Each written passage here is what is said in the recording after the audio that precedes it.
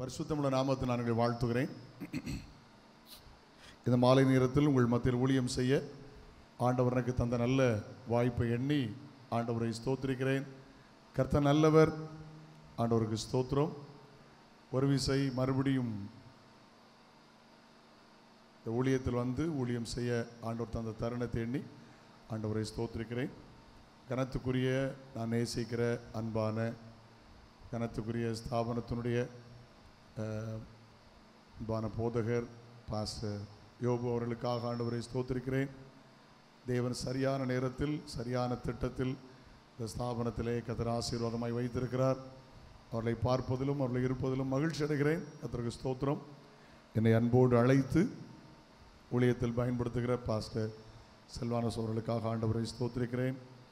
அவர்களோடு இணைந்து ஊழியம் செய்கிற கர்த்தர்தாசன் பீட்டர் அவர்களுக்காக, பாஸ்டர் ஜான்சன், மேடை அலங்கரித்திருக்கிற எல்லா தேவ மனிதர்களுக்காக, பாஸ்டர் ஜோஸ்க்காக என்று ஸ்தோத்திரிக்கிறேன்.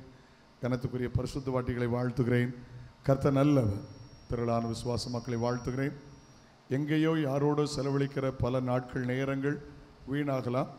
தேவனோடு செலவழிக்கிற ஒரு நிமிடம் வீணாவதில்லை. எத்தனை பேர் ஆமென் சொல்றீங்க? அல்லேலூயா.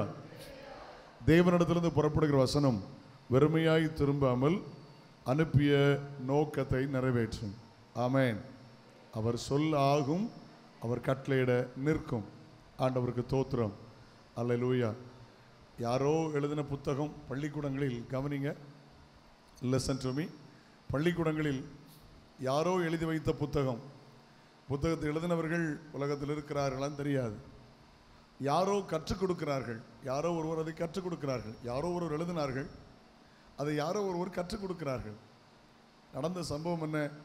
சாதாரண பிள்ளைகள் ஆசிரியராய், கல்லூரி விரிவுரையாளர்களாய், நல்ல தலை சிறந்த மருத்துவராய், இன்ஜினியராய், டாக்டராக மாறினாங்க.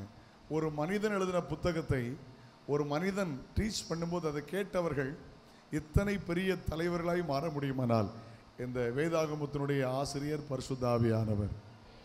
அவரை எழுதி வைத்திருக்கிறார், அவர் ஏவுகிறார் பிரசங்கிக்க. அப்படியானால் இந்த உலகத்திலும் ஆசீர்வாதமாய், மறுமைக்கும் நம்மை ஆசீர்வாதமாய் கர்த்தர் மாற்றுவார் என்பதிலே சந்தேகமில்லை. ஹல்லேலூயா. குறுகிய நேரத்தில் சில வார்த்தைகளை சொல்லி அமர்கிறேன். கனத்துக்குரிய அன்பான நேசிக்கிற ஸ்தாபனத்தினுடைய தலைமை போதகரவர்கள் தொடர்ந்து ஆண்டுடைய வார்த்தைகளை தருவார்கள். ஏசாயா தீர்க்க தரிசன புஸ்தகம் அதனுடைய 64ஆம் அதிகாரம் அதனுடைய 3வது வசனம். ஏசாயா தீர்க்க தரிசன புஸ்தகம் 64ஆம் அதிகாரம் அதனுடைய 3வது வசனத்தை, நாங்கள் எதிர்பார்த்திராத பயங்கரமான காரியத்தை நீர் செய்த போது இறங்கி நீர் உம்முடைய சன்னதியில் பர்வதங்கள் உருகி போயின. எல்லாரும் சேர்ந்து வாசிப்போமா? பைபிள் வச்சிருக்க எல்லாரும் சேர்ந்து வாசிக்க அன்போடு கேட்கிறேன். கமான். நாங்கள் எதிர்பார்த்திராத பயங்கரமான காரியத்தை நீர் செய்த போது நீர் இறங்கினீர், உம்முடைய சன்னதியில் பர்வதங்கள் உருகி போயின. ஜெபமனுமா? பரலோக பிதாவே, பரிசுத்த பிள்ளையாக இயேசுவின் நாமத்தில் ஜெபிக்கிறோம். பரிசுத்தத்திற்கும் உபதேசத்திற்கும் ஆசீர்வாதமாக நீர் ஏற்படுத்தி தந்த கிருபாசனம் கிறிஸ்துவின் சபை ஸ்தாபர்களை நினைக்கிறோம். காலங்கள் வந்தபோது நீர் ஆசீர்வாதமாய் அந்த ஊழியத்தினுடைய ஆண்டவரே வளர்ச்சியை கருத்தில் கொண்டு ஏற்படுத்தின கனத்துக்குரிய அன்பான தலைமை போதகருக்காக தோத்திரம். ஆண்டவரே மக்கள் நன்றி. பாச செல்வன சோழர்களுக்காக பெற்றற்காக ஜெபிக்கிறோம். அந்த ஊழியத்தை திறம்பட செய்ய கிருபைகளை கொடுத்ததற்காக ஸ்தோத்திரம். அல்லேலூயா. ஆண்டவரே, இவ்வளோ அழகாக மணவாளனுக்காக அலங்கரிக்கப்பட்ட ஒரு மணவாட்டி போல நல்ல ஒரு தேவனுடைய வீட்டை கட்டி எழுப்ப பிரதிஷ்டை பண்ண தந்த கிருபைக்காக ஸ்தோத்திரம். ஆண்டவரே, இந்த ராத்திரி விசேஷ கூட்டத்தினுடைய முதல் நாள் இரவு கர்த்தருடைய வார்த்தையாய் நிற்கிறேன். நான் சிறுக கர்த்தர் இயேசு மாத்திரம் உயர்ந்திருப்பீராக. வசனத்தை கொண்டு ஊழியத்தை நிறைவேற்ற வந்திருக்கிறதுக்காய் தோத்திரம். சத்தம் என்னுடையது, சத்தியம் நம்முடையதாக இருக்கட்டும். Praise the lord. எல்லாரோடு பேசுங்கப்பா.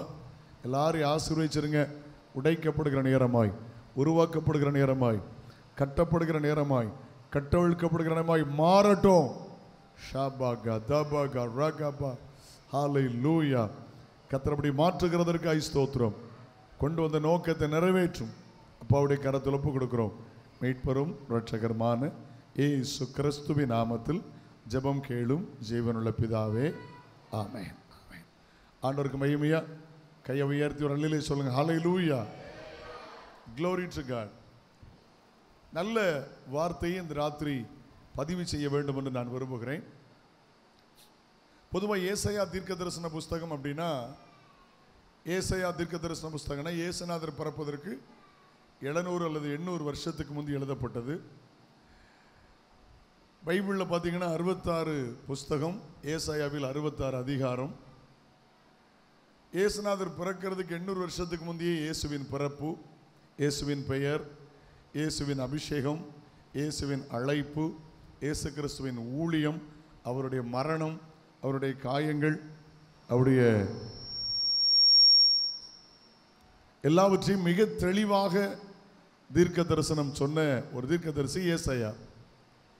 இயேசு கிறிஸ்துவை உலகத்தில் வாழ்ந்த நாட்களில் ஜெபாலயத்தில் தம்மை குறித்து சொல்லப்பட்ட காரியத்தை அவர் சுட்டி காட்டினார். ஆண்டவருக்கு தோத்திரம். நீங்க சுவிசேஷத்தில் வாசிக்கும் போது ஏசாயா தீர்க்கதரிசினால் உரைக்கப்பட்டது நிறைவேறும்படி இப்படி நடந்தது என்று எழுதியிருக்கிறது. கர்த்தருக்கு தோத்திரம். ஏசாயா அப்படின்னா என்ன தெரியுமா? கவனிங்க. பழைய ஏற்பாட்டின் சுவிசேஷம், the gospel of old testament. பழைய ஏற்பாட்டின் சுவிசேஷம். ஆண்டவர் நல்லவர். சுவிசேஷம் என்றால் என்ன? இயேசுநாதருடைய பிறப்பிலிருந்து வருகை வரையிலும் எதிர்காலத்தை பற்றி திட்டமாய் சொல்லுகிறது தான் சுவிசேஷம் என்று பெயர். ஓகே. இந்த 64ஆம் அதிகாரம் என்ன? அந்த 12 வசனத்தை ரெண்டாய் பிரிக்க வேண்டும். முதல் 8 வசனங்கள், the 1 to 8, the first part. 9, 10, 11, 12 இரண்டாவது பகுதி. இந்த ஏசாயா 64ஆம் அதிகாரம் என்றால் என்ன தெரியுமா? கவனிங்க, லெசன். ஏசாயா 64ஆம் அதிகாரம் என்றால் சபை ஜெபிக்க வேண்டும். எல்லாரும் சொல்லுங்க, சபை ஜெபிக்க வேண்டும் என்பதை குறித்த ஒரு தீர்க்க தரிசனம். எப்படி ஜெபிக்கணும்? முதல் பகுதி தேவனுடைய வல்லமையை வெளிப்படுத்த சபை ஜெபிக்கிறது. பதில் சொல்லுங்கள். தேவனுடைய வல்லமையை வெளிப்படுத்த சபை ஜெபிக்கிறது. அடுத்த பகுதி மனதுயரங்களில் சபை ஜெபிக்கிறது. நல்ல கவனிங்க. இன்னைக்கு இவ்வளவு அழகான ஆசீர்வாதமான ஊழியங்கள் கட்டி எழுப்பப்படுகிறது என்றால் பரிசுத்தவானுடைய தியாகம், பரிசுத்தவான்களின் ஜெபம். நான் சின்ன வயதில் ஒரு 50, 51 ஆண்டுகள், 52 ஆண்டுகள் பார்த்த சம்பவங்கள் எல்லாம் பழைய ஆவிக்குரிய சபை பரிசுத்தவான்கள் ஊழியருடைய அனுபவங்களை பார்க்கிறேன். ஒரு பாய் முழங்கால் போட்டு அப்படி தோத்திரம் தோத்திரம்னு சொல்லி போட்ட தோத்திரமும் ஜபந்தான் இன்னைக்கு இவ்வளவு பெரிய ஒரு மறுமலர்ச்சியை தேசத்தில் ஏற்படுத்தியிருக்கிறது. பரிசுத்தவாட்டிகளின் ஜெபம், பரிசுத்தவான்களின் ஜெபம், பரிசுத்தவாட்டிகளின் தோத்திரம், நல்ல மூத்த தலை சிறந்த விசுவாசிகளின் ஜெபம், தோத்திரம், அதுதான் கொண்டு வந்திருக்கிறது. ஆதி திருச்சபை பிறந்தது ஜெபத்தில், ஆதி திருச்சபை வளர்ந்தது ஜெபத்தில், ஆதி திருச்சபை சிறந்தது ஜெபத்தில், ஆதி திருச்சபை உயர்ந்தது ஜெபத்தில், ஆதி திருச்சபை பலனடைந்தது ஜெபத்தில், ஆதி திருச்சபை பெருகினது ஜெபத்தில். அல்லேலூயா. Praise the lord. தனிப்பட்ட வாழ்க்கைக்கு தேவை ஜெபம், குடும்பங்களுக்கு தேவை ஜெபம், வாலிபர்களுக்கு தேவை ஜெபம், வயோதிபர்களுக்கு தேவை ஜெபம், சிறியவர்களுக்கு தேவை ஜெபம், பெரியவர்களுக்கு தேவை ஜெபம், ஊழியர்களுக்கு தேவை ஜெபம், ஊழியக்காரிகளுக்கு தேவை ஜெபம், அதிகாரிகளுக்கு தேவை ஜெபம், அரசியல்வாதிகளுக்கு தேவை ஜெபம். இன்றைக்கு தேவை ஜெபம், ஜெபம், ஜெபம், ஜெபம். ஆயிரங்களை பேசலாம். ஜெபிக்கிற மனிதனை கர்த்தர் நம்புகிறார். ஜெபிக்கிற மனிதனை அவர் பயன்படுத்துகிறார். ஜெபிக்கிற மனிதனை அவர் உயர்த்துகிறார்.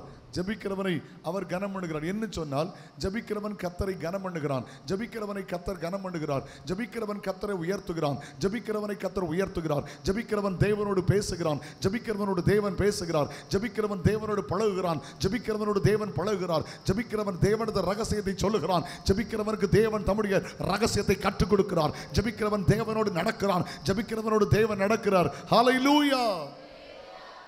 ஒரே வார்த்தையில சொன்னால் கிறிஸ்தவத்தின் அஸ்திபாரம் ஜெபம். Glory be to God. ஜெபமே ஜெயம், ஜெபமே வல்லமை, ஜெபமே அக்னி, ஜெபமே வானத்தை திறக்கும் திறவுகோல். திறமை செய்யாத ஜெபம் செய்யும், பணம் செய்யாத ஜெபம் செய்யும், அறிவு செய்யாத ஜெபம் செய்யும், அனுபவம் செய்ய முடியாத ஜெபம் செய்யும். ஒரே வார்த்தையில சொன்னால் நம்ம மூளை செய்ய முடியாத முழங்கால் செய்யும். அல்லேலூயா. சந்தோஷமா இல்லையே சொல்லுங்களேன். Glory to God. நல்ல கவனிக்க. இன்னைக்கு முதல் பாட்டு தியானிக்கலாம். தேவனுடைய வல்லமையை வெளிப்படுத்த சபை ஜெபிக்கிறது. நான் சின்ன வயசுல பார்த்துருக்கிறேன். ஓலை கொட்டாய், கரண்ட் கிடையாது, பெட்ரூம் ஹவுஸ் லைட், கீழே மண் தர, அலட்டா மணலா இருக்கும். தோத்துறோம் பைத்தியங்களை கட்டி போட்டிருப்பாங்க. ஒரு வாரம் உபவாசம் பண்ணி ஜெபம் பண்ணுவாங்க, சுகமாகி போகும். அல்லேலூயா. என்னோட தகப்பனார் ஊழியம் செய்த நாட்களை பாம்பு கடிச்சு செத்து போவாங்கன்னு தூக்கி போட்டாங்க. எல்லாரும் நினைச்சாங்க நுர தெளி போய் செத்து போயிடுவான்னு. கூடி இருந்து ஜெபம் பண்ணாங்க. சின்ன பையனில் பார்த்தேன். இதெல்லாம் ஊழியத்துக்கு வருகிறதுக்கு ஒரு வைராக்கியமாக மாறிட்டு, எந்த இடத்துல பாம்பு கடிச்சிருந்தோ அந்த இடத்துல விஷம் அப்படி இறங்கி போச்சு. உயிரோடு இருந்து எவ்வளவோ நாட்கள், இன்னைக்கு தலைமுறைகள் இருக்கிறார்கள். ஜெபம் சாதாரணமானதல்ல. ஜெபம் ஜெபிக்கிறவன் மரிக்கலாம், ஜெபம் மரிக்காது. அல்லேலூயா. ஜெபம் நல்ல பாத்திரத்தையும் பயன்படுத்தும், அதனுடைய உடைந்து போன பாத்திரத்தையும் பயன்படுத்தும். அதனால ஜெபம் தேவ வல்லமையை வெளிப்படுத்த சபை ஜெபிக்க வேண்டும். தனியா ஜெபம் பண்ணுங்க, குழுவா ஜெபம் பண்ணுங்க, குடும்பமா ஜெபம் பண்ணுங்க, உபவாசத்தை ஜெபம் பண்ணுங்க, கண்ணீரோடு ஜெபம் பண்ணுங்க, கருத்தா ஜெபம் பண்ணுங்க. ஆண்டவருக்கு தோத்திரம். ஓகே, எப்படி ஜெபம் பண்ணாங்க? அவருடைய ஜெபத்தோட வார்த்தைகள் எப்படி இருந்துச்சு பாருங்களேன். வார்த்தை எப்படி இருந்துச்சு பாருங்க. 3ஆம் வசனம், நாங்கள் எதிர்பார்த்திராத பயங்கரமான காரியத்தை நீர் செய்த போது. சொல்லுங்க சொல்லுங்க. நாங்கள் எதிர்பார்த்திராத பயங்கரமான காரியத்தை நீர் செய்த போது. எதிர்பார்த்திராத பயங்கரமான காரியத்தை நீர் செய்த போது. இன்னைக்கு சங்கீதத்தில் 65:5 வாசிக்கிறோம்ல, நீர் பயங்கரமான காரியத்தை செய்கிறவர். ஒரு வார்த்தை வாசிக்கலாமா? சங்கீதம் 65:5 வாசிங்க பார்க்கலாம். பூமியின் கடையாந்தரங்களிலும் தூரமான சமுத்திரம் உள்ளவர் எல்லாரும் நம்ம நம்பிக்கையாயிருக்கிற எங்கள் தேவனே, நீர் பயங்கரமான காரியங்களை செய்கிறதுனால் எங்களுக்கு நீதி உள்ள உத்தரவை அருளினீர். நீர் பயங்கரமான காரியத்தை செய்வதனால் எங்களுக்கு நீதி உள்ள உத்தரவை அருளினீர். இயேசு யார் தெரியுமா? பயங்கரமான காரியத்தை செய்கிறவர். ஒரு மனிதனும் செய்ய முடியாத காரியத்தை செய்தவர். கடல் மேல நடந்தவர், மரித்தோரை உயிரோடு எழுப்பினவர், அவர் மரித்து உயிர் தெழுந்தவர். இயேசு பயங்கரமான காரியத்தை அவர் செய்கிறவர். இன்றைக்கும் இயேசு உயிரோடு இருக்கிறார். Is alive. Jesus is a living God. அவர் ஜீவனுள்ள தெய்வம். பயங்கரமான காரியத்தை செய்கிறவர். பயங்கரமான பராக்கிரமான காரியத்தை இயேசு செய்கிறவர். அல்லேலூயா. ஆண்டவருக்கு நாளை மகிமை உண்டாகட்டும். கர்த்தருக்கு தோத்திரம். அவங்க எப்படி ஜெபம் பண்ணாங்க? எதிர்பார்த்திராத. சொல்லுங்க சொல்லுங்க. நல்ல தெளிவா சொல்றேன். 3 அனுபவம், 3 கூட்டம், 3 மனிதர்கள், 3 அனுபவம். நம்பர் 1, எதிர்பார்த்தேன் கர்த்தர் செய்தார். ஒரு கூட்டம் என்ன சொல்லுங்க? எதிர்பார்த்தேன். என் பிள்ளைகள் வாழ்வில் எதிர்பார்த்தேன், கர்த்தர் செய்தார். என் குடும்பத்தில் எதிர்பார்த்தேன், கர்த்தர் செய்தார். என் வேலையில் எதிர்பார்த்தேன், கர்த்தர் செய்தார். என்னுடைய வியாபாரத்தில் எதிர்பார்த்தேன், கர்த்தர் செய்தார். பிள்ளைகளுக்கு திருமணம் நடக்கணும் எதிர்பார்த்தேன், கர்த்தர் செய்தார். உபவாசத்தோடு எதிர்பார்த்தேன், கண்ணீரோடு எதிர்பார்த்தேன், இயேசு செய்தார். இது ஒரு அனுபவம். வாசிக்கலாம். எரேமியா தீர்க்கதரிசன புஸ்தகம் 29ஆம் அதிகாரம் அதனுடைய 11ஆம் வசனம். எரேமியா 29:11. நீங்கள் எதிர்பார்த்திருக்கும் முடிவை உங்களுக்கு கொடுக்கும்படிக்கு நான் உங்கள் மேல் நினைத்திருக்கும் நினைவுகளை அறிவேன் சொல்லுகிறார். அவைகள் தீமைக்கல்ல, சமாதானத்திற்கு ஏதுவானவைகளே. நீங்கள் எதிர்பார்த்திருக்கும் முடிவை உங்களுக்கு நான் தருவேன் ஆண்டவர் சொல்றார். எத்தனை பேர் ஆமென் சொல்றீங்க? சாட்சி சொல்ல சொன்னா கண்ணீரோடு சொல்லலாம், ஆமென், நன்றியோடு சொல்லலாம். நான் எதிர்பார்த்தேன், கர்த்தர் செய்தார். இந்த முதல் நாள் கூட்டத்திலே எத்தனை பேர் சொல்ல முடியும்? நான் எதிர்பார்த்ததையெல்லாம் தேவன் எனக்கு செய்தார்னு சொல்லுகிற நன்றி உள்ள இருதயத்தோடு கையை உயர்த்தி ஆண்டவருக்கு மகிமை அல்லேலூயா சொல்லுங்களேன். பிரைஸ் காட், பிரைஸ் காட், ஆமென். இது ஒரு அனுபவம். என்ன ஒரு அனுபவம்? நான் எதிர்பார்த்தேன், இதுவரைக்கும் எனக்கு கிடைக்கல. இது ஒரு அனுபவம். கவனிங்க. நான் எதிர்பார்த்தேன், இதுவரைக்கும் எனக்கு கிடைக்கல, இதுவரைக்கும் நான் பெறல. அப்படி ஒரு கூட்டம் இருக்குது. நீங்க வாசிங்க புலம்பல் தீர்க்க தரிசன புஸ்தகம் 4ஆம் அதிகாரம் அதனுடைய 17ஆம் வசனம். Lamentation chapter 4 verse 17. புலம்பல் 4ஆம் அதிகாரம் அதனுடைய 17ஆவது வசனம். இன்னும் எங்களுக்கு சகாயம் வரும் என்று நாங்கள் வீணா எதிர்பார்த்ததுனாலே எங்கள் கண்கள் எப்படின்னு அர்த்தம் என்ன தெரியுமா? அழுது அழுது அழுது அழுது எங்க கண்ணு பூத்து போச்சு. சகாயம்ங்கிற வார்த்தைக்கு அர்த்தம் என்ன தெரியுமா? உதவி. இன்னும் எங்களுக்கு உதவி கிடைக்கும் என்று நாங்கள் வீணாய் எதிர்பார்த்ததனால் எங்கள் கண்கள் பூத்து போயிற்று. அப்ப ரெண்டாவது அனுபவம் என்ன? நான் எதிர்பார்த்தேன், கிடைக்கல. முதல் அனுபவம் என்ன? எதிர்பார்த்தேன், கர்த்தர் செய்தார். ரெண்டாவது அனுபவம் என்ன? எதிர்பார்த்தேன், எனக்கு என்ன செய்யல, ஏன் கிடைக்கல? அதுல வார்த்தை இருக்குது, கவனிங்க. சில நேரம் விசுவாசிகள் தான், ஜெபிக்கிறவர்கள் தான், ஆராதிக்கிறவர்கள் தான், ரட்சிக்கப்பட்டவர்கள் தான், ஸ்நானப்பட்டவர்கள் தான். ஆமென். பட் ஏன் கிடைக்கல? அதுல ஆன்சர் இருக்கு பாருங்க, பின்னால வாசிங்க. ரட்சிக்க மாட்டாத ஜாதிக்கு, நல்ல கவனிங்க, மனுஷனை நம்புவதை பார்க்கிலும் கர்த்தர் பேரில் பற்றுதலாக இருப்பதை நலம். ரட்சிக்க மாட்டாத ஜாதிக்கு காத்து கொண்டிருந்தோம். சில நேரத்தில் நம்ம யாருக்கோ காத்திருக்கிறோம். இங்கே இருந்து அற்புதம் வந்துடாதா, இவங்க மூலம் அற்புதம் வந்துடாதா, இவங்க மூலம் நன்மை வந்துடாதா? நாசில சுவாசமுள்ள மனிதரை நம்புகிறதை விட்டு விடுங்கள், அவன் நம்பப்படுகிறதுக்கு ஏமாத்திரம். அல்லேலூயா, ஆமென். மனுஷன் ரட்சிக்க முடியாது. ரட்சிப்பதற்கு குதிரை விருதா. ஒரு மனிதனை ரட்சிக்க முடியாது. ஏன்? நம்ம விருப்பம் நடக்கல. ஏன்? நம்முடைய எக்ஸ்பெக்டேஷன், நம்முடைய எதிர்பார்ப்புகள் நடக்கல தெரியுமா? நம்முடைய எதிர்பார்ப்பு யாரோ? இந்த ராத்திரி ஒன்றை மாத்திரம் புரிந்து கொள்ளுங்கள். மனிதர்களை நேசிங்கள், சொந்தங்களை நேசிங்கள், நண்பர்களை நேசிங்கள். அவர் யார் நமக்கு விரோதி அல்ல. ஆனால் ஒன்றை மாத்திரம் புரிந்து கொள்ளுங்கள். வேலைக்காரன் கண்கள் எஜமாட்டின் கண்கை நோக்கி இருக்குமா போல, வேலைக்காரன் கண்கள் எஜமான்களின் கையை நோக்கி இருக்குமா போல, நீர் எங்களுக்கு இரக்கம் செய்கிற வரையிலும் எங்கள் கண்கள் உம்மையே நோக்கி இருக்கும். Keep looking to Jesus. தலைகளை உயர்த்தி அவரை பாருங்க. அல்லேலூயா. கூப்பிடுகிற காக்கை குஞ்சிக்கு கூட அவர் ஆகாரம் கொடுக்கிறவர். பைபிள் அழகா நிறைய வசனம் இருக்கு. சமுத்திரத்திலே நீர் விளையாடும்படி உண்டாக்கின திமிங்கலங்களும் உண்டு. ஏற்ற வேளையில் நீர் ஆகாரம் கொடுப்பீர்னு அவைகள் காத்திருக்கும். நீர் கொடுக்க அவைகள் வாங்கிக் கொள்ளும். நீர் உங்களுடைய கையை திறப்ப அது நன்மையால் திருப்தியாகும். ஆண்டவருக்கு ஸ்தோத்திரம். சரி, மூன்றாவது அனுபவத்துக்கு வரலாமா? இதான் நான் பேச போறேன் கொஞ்ச நேரம். கவனிங்க, மூன்றாவது அனுபவத்துக்கு வரலாம். ஒன்று என்ன சொல்லுங்க?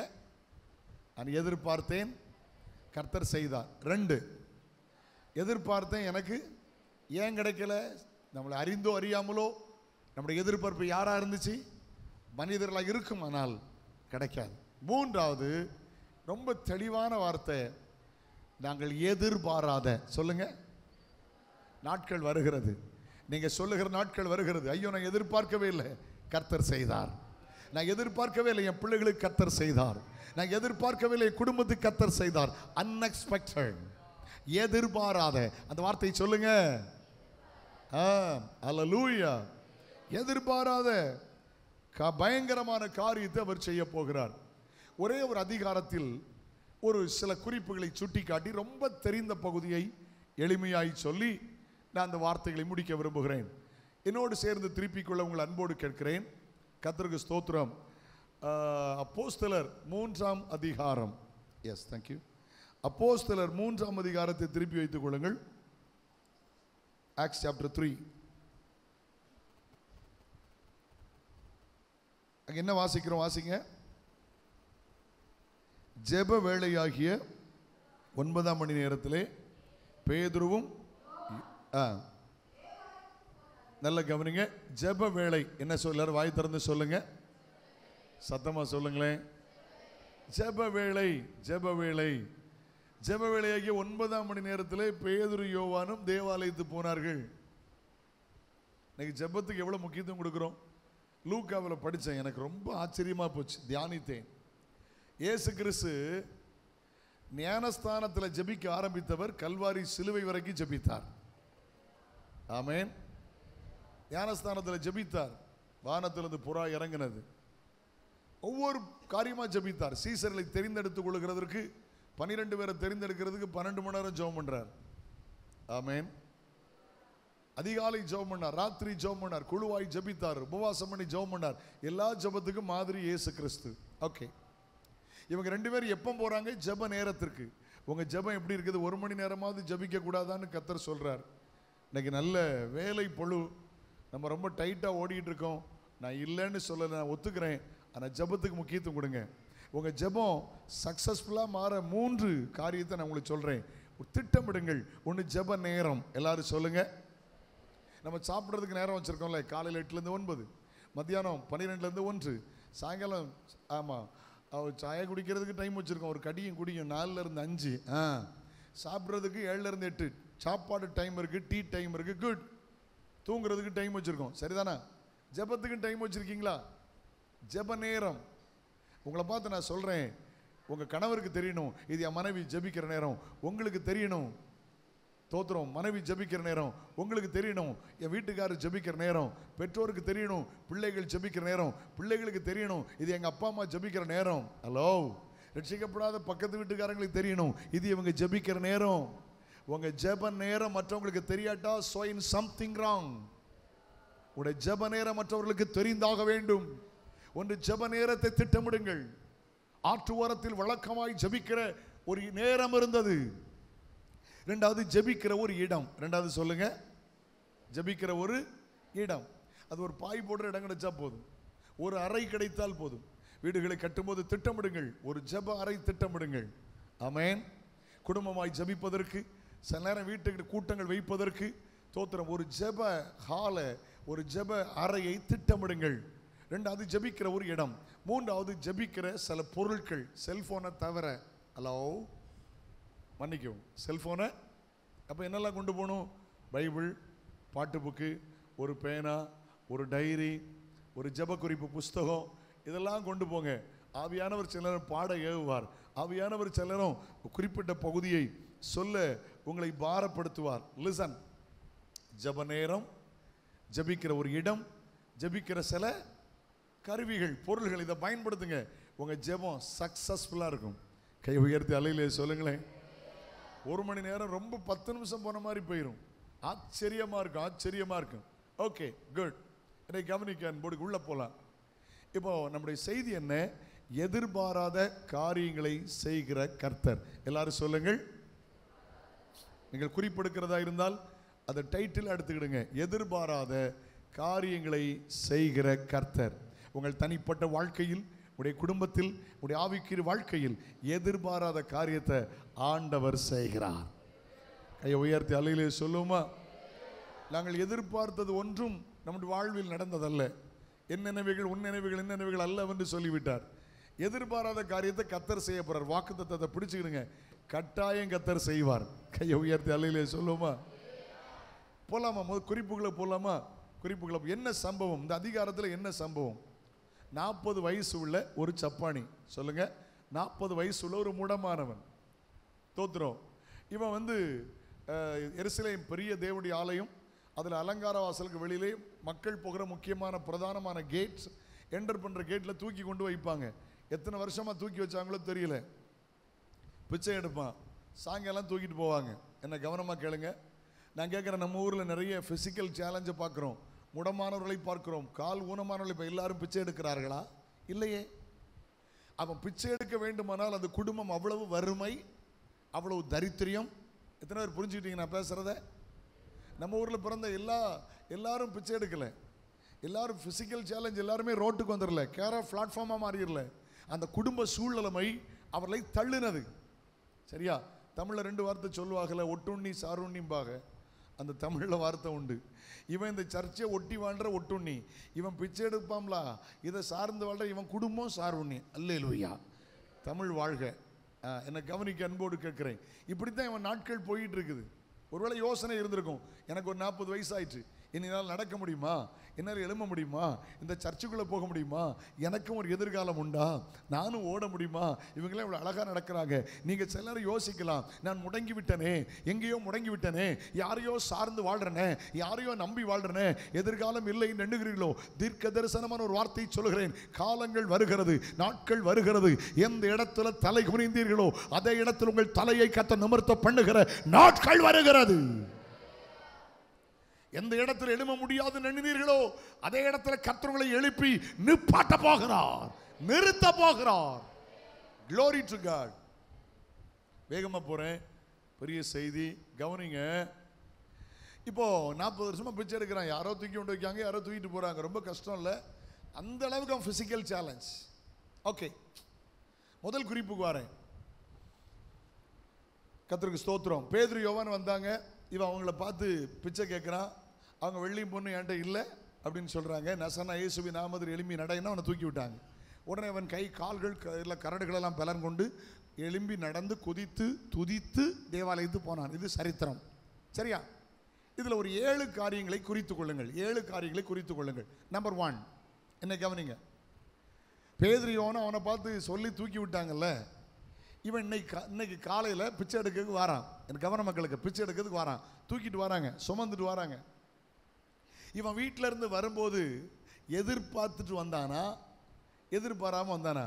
இப்படி 2 பேர் வருவாங்க, என்னை தூக்கி விடுவாங்க, நான் எழும்பிடுவேன் அப்படின்னு எதிர்பார்த்து வந்தானா, ஒன்றுமே தெரியாமல் எதிர்பாராமல் வந்தானா? சத்தமாக சொல்லுங்களேன். எதிர்பாராம இப்படி 2 பேரை வருவாங்க, அவங்கள சந்திப்பேன், அவங்ககிட்ட பேசுவேன், அவங்க என்கிட்ட பேசுவாங்க, என் லைஃப் அவங்களால மாறும், என் லைஃப்பில் ஒரு டேர்னிங் பாயிண்ட் இருக்கும் அப்படின்னு எதிர்பார்த்து வந்தானா, எதிர்பார்க்காம வந்தானா? அப்படின்னு அர்த்தம் என்ன தெரியுமா? நம்பர் 1, எதிர்பாராத சந்திப்பு, எதிர்பாராத உறவு, எதிர்பாராத ஐக்கியம். Hello, listen to me. எதிர்பாராத மேன்மை. பாருங்க, unexpected relationship, unexpected connection, unexpected divine connection. Hello, எதிர்பாராத சந்திப்பு, எதிர்பாராத உறவு, எதிர்பாராத ஐக்கியத்தை கர்த்தர் தருவார். என் வாழ்க்கையில் அப்படி தான் நடந்துச்சு. நான் 12 வயசில் அபிஷேகம் பெற்றேன், 15 வயசில் ஞானஸ்நானம் பெற்றேன், 17 வயசு +2 முடியும் போது வாழ்க்கையில் கஷ்டம் இல்லை. எங்கள் அப்பா ரொம்ப வருஷம், ஒரு 55 வருஷம் ஊழிஞ்சுதாங்க. அவங்க இறந்தே 22 வருஷம் ஆச்சு. வறுமை வறுமை வறுமை, கொடிய தரித்திரியம். எங்கள் வீட்டில் 8 பிள்ளைகள், 7 சகோதரிமார், நான் கடைசி பையன். ஒரு நல்ல சாப்பாடு வீட்டில் இல்லை, நல்ல ட்ரெஸ் இல்லை.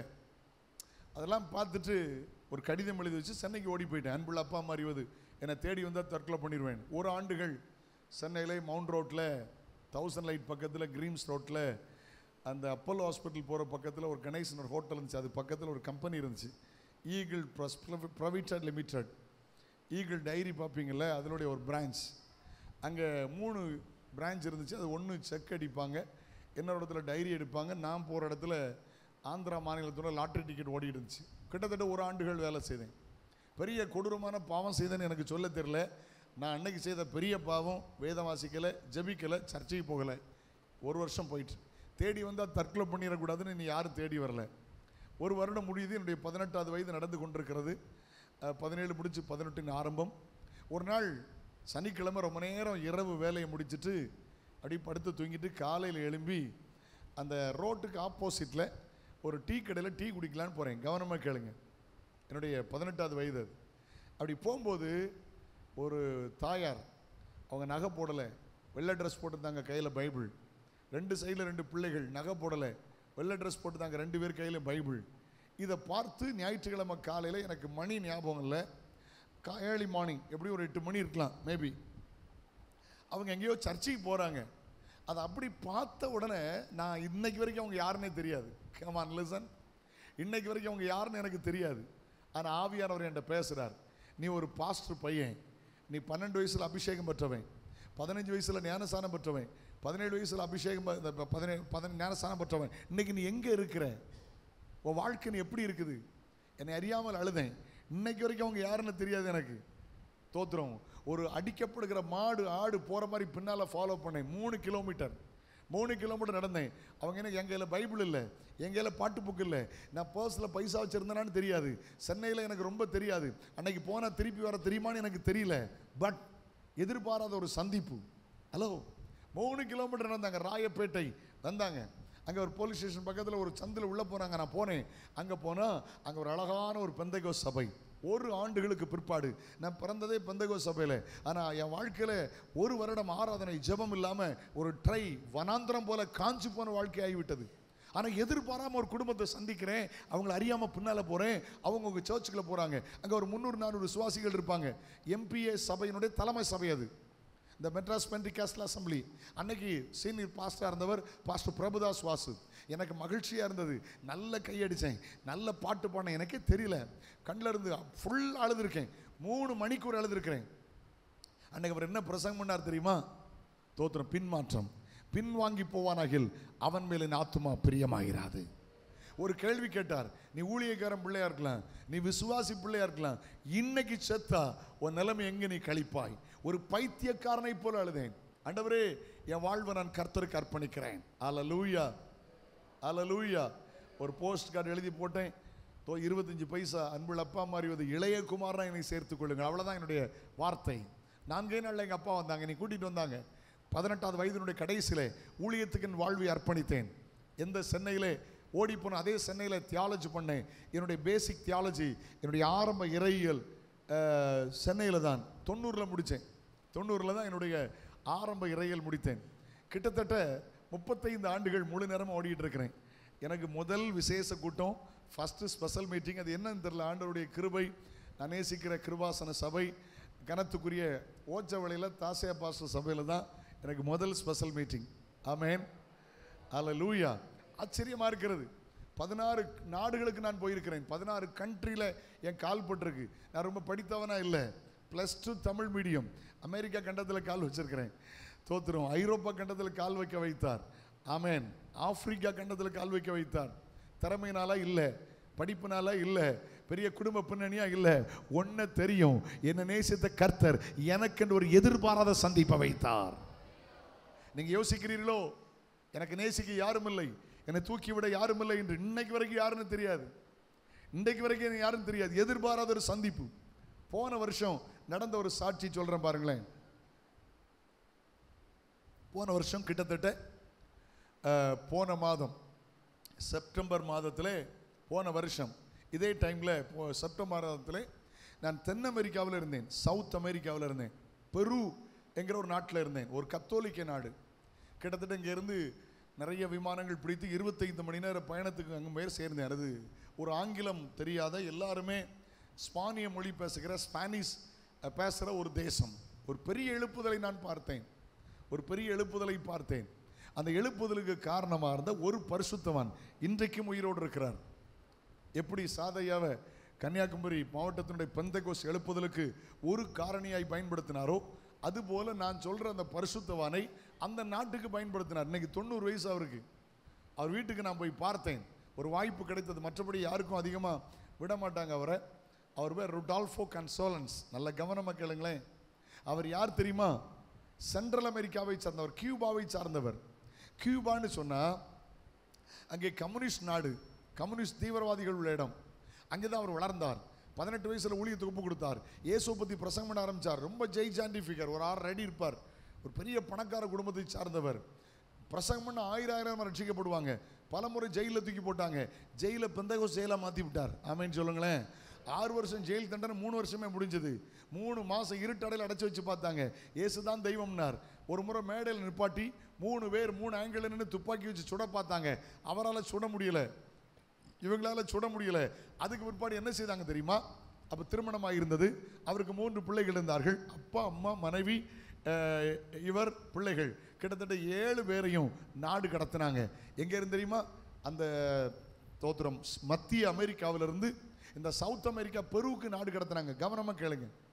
ஒரு ராத்திரி வந்து விமானத்தை இறங்குறாங்க. அந்த ஏர்போர்ட்டில் நான் ஒரு சில முறை பயணித்திருக்கிறேன். இன்னைக்கு ட்ரிவாண்ட்ரம் ஏர்போர்ட் மாதிரி கூட இருக்காது. நான் சொல்கிறேன் ஏர்போர்ட், ஸ்மால் ஏர்போர்ட் அப்படின்னா அதான் கேபிட்டல், லீமா. நான் சொல்கிறேன், அப்போ 40 வருஷத்துக்கு முந்தைய எப்படி இருந்திருக்கும் கற்பனை பண்ணி பாருங்க. அவங்க அப்பா ஒரு நாளைக்கு லட்சம் வருமானமா, கோடிக்கு அதிபதியா. அவர் மெல்ல பையன்ட்ட கேட்குறாரு, ராத்திரி 9 மணி. பாஸ்போர்ட்டை கிழிச்சு போட்டு எஸ்கேப் ஆயிட்டாங்க. எங்கே தங்குவோம் தெரியாது, எங்கே சாப்பிடுவோன்னு தெரியாது. அம்மாவுக்கும் மனைவிக்கும் மகளுக்கு மட்டும் பெண் பிள்ளைகளுக்கு மட்டும் ஒரு ஹேண்ட்பேக்கு அனுமதி. மற்ற எல்லாரும் போட்ட ட்ரெஸ்ஸோடு வந்திருக்கிறாங்க. மாற்று துணி இல்லை. எங்கே தங்க போகிறோம் தெரியாது, எங்கே சாப்பிட போகிறோம் தெரியாது. இயேசுவுக்காக நாடு கடத்தப்பட்டார்கள். ஏதோ புத்தகத்தில் படித்ததை, யாரோ சொன்னதை சொல்லலை, என் கண்களால் பார்த்ததை சொல்லுகிறேன். Listen to me. கண்கலங்க நிற்கும் போது தூரத்தில் ஒரு பழைய கார் ஒருத்தன் இறங்கி வந்தான். அவன் பார்த்தா, நான் உன்னை டிவியில் அடிக்கடி பார்த்துருக்கேனே, அடிக்கடி டிவியில் வர, நீ ருடால்ஃபோ தானே? ஆமாம். ஏன்னா அந்த நாடுகள் எல்லாருக்குமே, நான் ஒரு சில நாடுகளுக்கு போயிருக்கிறேன். அமெரிக்க கண்டத்தில் ஒரு சில நாடுகளுக்கு போயிருக்கிறேன். எல்லா நாடுகளுமே ஸ்பானிஷ் பேசுவாங்க. நம்ம ஊர் மாதிரி இல்லை. நம்ம ஊரில் 1652 பாஷை இருக்காங்க, அப்படி கிடையாது.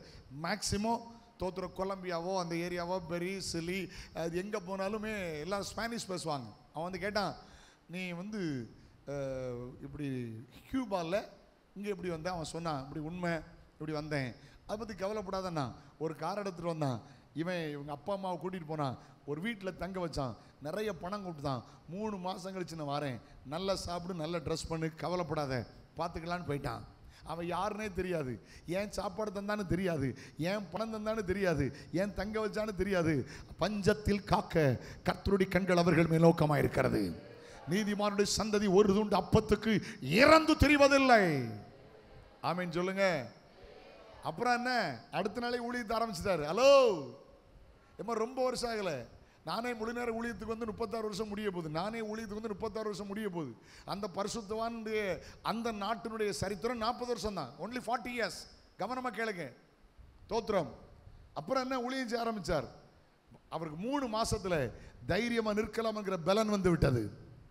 ஆனால் அவருக்கு ஒரு இதயத்தில் சந்தேகம், அவன் யாரு, இந்த வீடு யார் வீடு, நான் ஏங்க உட்கார்ந்துருக்கேன், யாருன்னு கேட்கலையே. ஆனால் அவனுக்கு நன்றி சொல்லணுமே நீ யோசிச்சுட்டு இருந்த போது ஒரு நாள் அவன் தூரத்தில் வருகிறான். இவருக்கு பயங்கர சந்தோஷம். நம்ம அனாதையாக வந்து இந்த நாட்டில் குடும்பமாக நிற்கும் போது இவெல்லாம் நம்மளை கொண்டு வச்சான், அவனுக்கு நன்றி சொல்லலான்னு காத்திருந்தா திடீர்னு கிட்ட வர வர கையில் ஒன்று வித்தியாசமாக இருந்தது. அதை பார்த்து அதிர்ந்து போனார். வேற ஒன்றும் இல்லை, அவன் கையில் ஒரு குரான் வைத்திருந்தான். அது ஒரு கத்தோலிக்க நாடு. 1000 கத்தோலிக்க திருச்சபை, ஆனால் ஒரு இஸ்லாமிய பள்ளிவாசல் இருக்கும். கொஞ்சம் மைனர், கொஞ்சம் இஸ்லாமியர்கள் இருந்தார்கள். அவன் ஒரு இஸ்லாமியன்.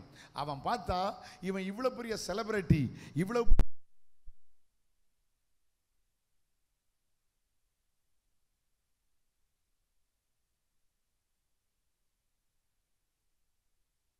பேசினா என்ன பேசினா தெரியுமா? அவன் ஏசுநாதர் உன்னை கைவிட்டார், கிறிஸ்தவன் உன்னை கைவிட்டுச்சு, நான் தானே உனக்கு சோறு போட்டேன், நீ நம்பு, இதை வாசி. நான் சொன்னார், வானமே அடித்து கீழே விழுந்தாலும் கிழக்கு உருக்கி சூரியன் மேற்க ஒதிஞ்சாலும் இயேசுதான் தெய்வம் என்பதில் மாற்று கருத்து இல்லை. இயேசுதான் தெய்வம், பைபிள் தான் வசனம். நீ செய்த உதவிகளுக்கு நன்றி. அவன் எவ்வளவோ சொல்லி பார்த்தா அவர் முடியாதுன்ட்டார். 3 மாதம் வெளியே போன்ட்டான், கெட் அவுட், வெளியே போன்ட்டான். 3 மாதத்தில் அப்பா அம்மா மனைவி பிள்ளைகள் தெருவில் வந்து நிற்கிறாங்க. 40 வருஷத்துக்கு முந்திமா, ஒன்லி 40 இயர்ஸ், 40 வருஷத்துக்கு முந்தி. கவனிங்க. இப்போ அவர் ஜெபம் பண்ணிட்டு இருந்தார், ஆண்டவரை என் நாட்டை விட்டு வெளியே கொண்டு வந்தீங்க, நான் என்ன செய்யணும்?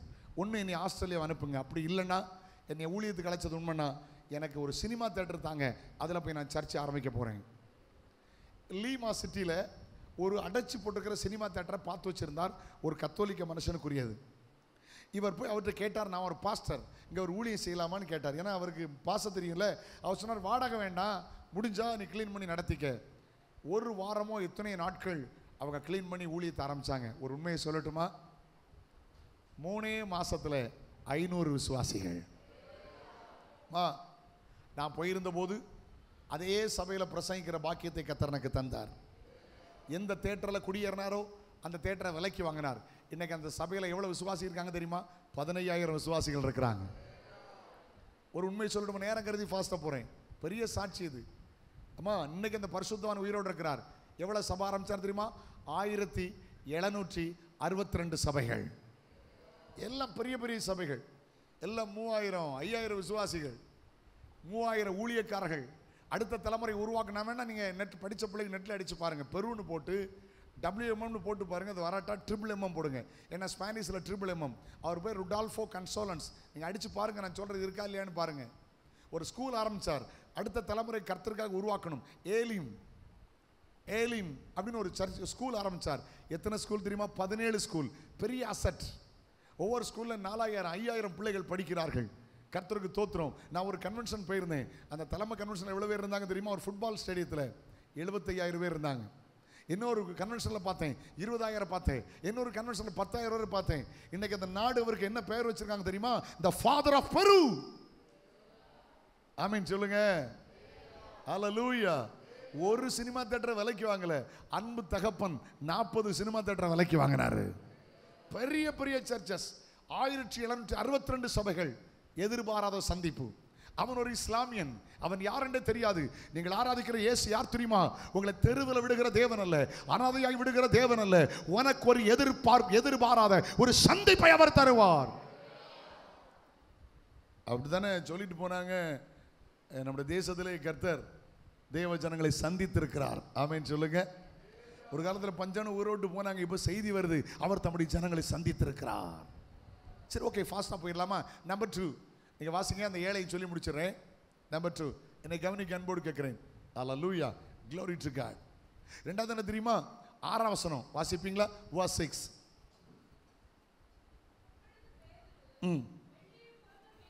வெள்ளியும் பொன்னும் என்னிடத்தில் இல்லை, என்னிடத்தில் உள்ளதை உனக்கு தருகிறேன். நசரனா இயேசுவின் நாமத்தினால் நீ எழும்பி நட. இங்க பாருங்க, இதுவரைக்கும் அவனை பத்தி ஒருத்தர் அப்படி சொன்னதில்லை. Right right right.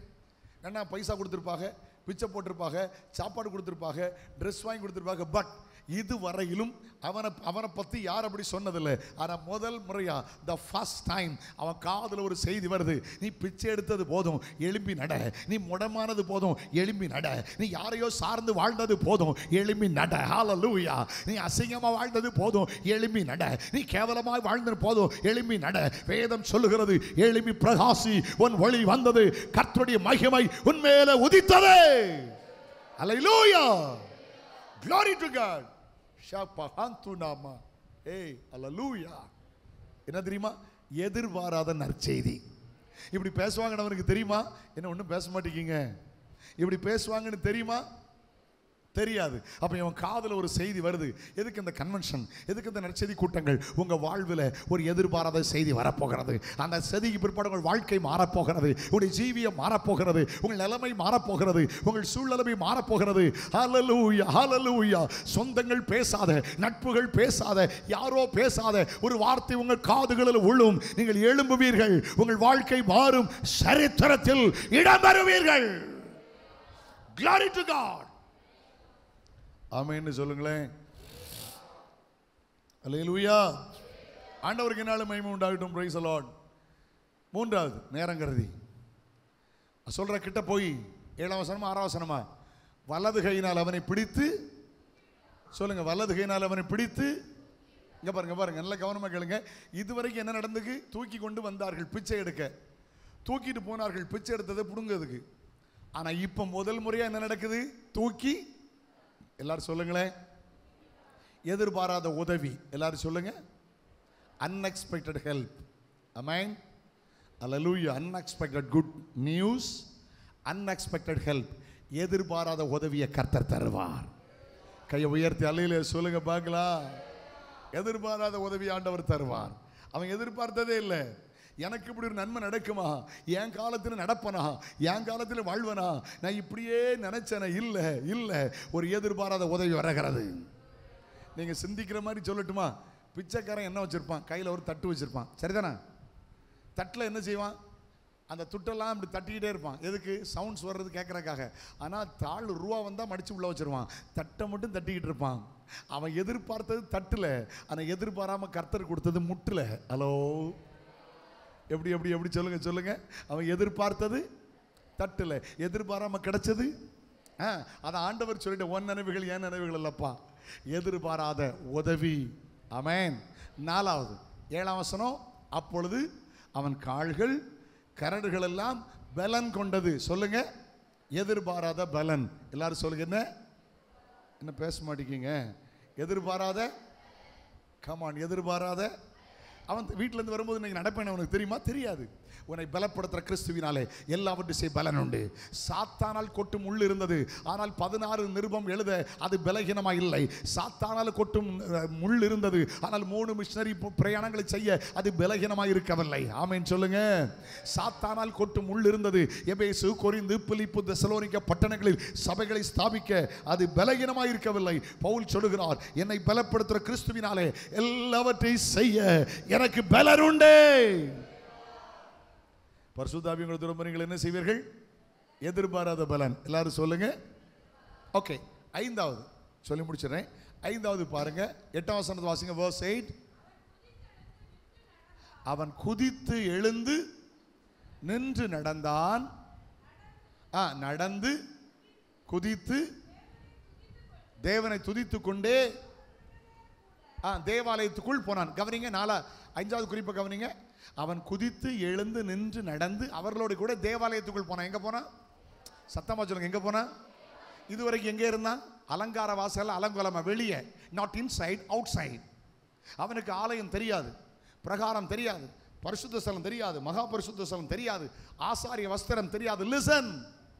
ஆனா அன்னைக்கு முதல் முறையா ஒரு மேன்மையான இடத்துல சொல்லட்டுமா அவங்களுக்கு, எதிர்பாராத ஸ்தானம், எதிர்பாராத இடம், எதிர்பாராத உயர்வு. கையடிச்சு ஏற்றெடுக்க பார்க்கலாம் அந்த வார்த்தையை. ஒரு எதிர்பாராத மேன்மை, எதிர்பாராத ஸ்லாக்கியம். என் கால்கள் செம்மையான இடத்துல இருக்கிறது, நான் சபையின் நடுவில் போய் துதிக்கிறேன். Glory to God. Hey, hallelujah. எதிர்பாராத ஸ்தானம்.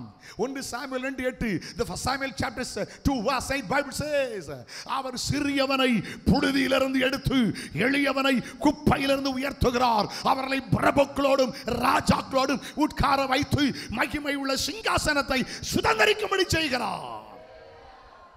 உங்களுக்கு எதிர்பாராத மேன்மை உண்டு. ஒரு அல்லேலூயா சொல்லுங்க. ஆமென்.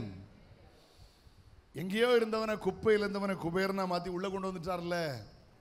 இப்போ 6வது 2ஆம் வசனத்தை வாசிங்க, ஃபாஸ்ட்டாக வாசிங்க. 2ஆம் வசனம்.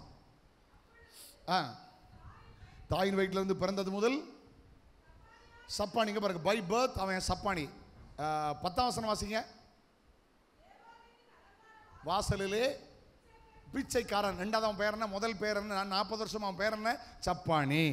40 வருஷம் பேர் என்ன, பிச்சைக்காரன். அடுத்தால பாருங்க 11. நம்ம ஆட்கள் ரொம்ப மோசம்.